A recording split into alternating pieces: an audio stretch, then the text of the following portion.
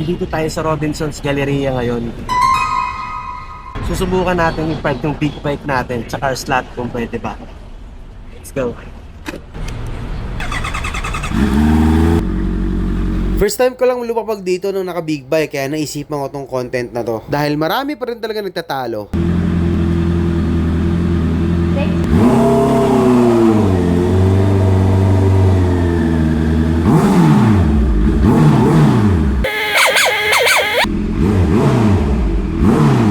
Madali lang din ako nakahanap ng safe spot na pwede kong pagparkingan ng motor ko. Medyo bumubomba-bomba pa nga ako ng konti niyan dyan para aware sila na may big bike na paparada sa banda rito. So merong sumilip na gwardiya doon baba. Titignan ko kung sisitahin tayo hanggang makaalis tayo.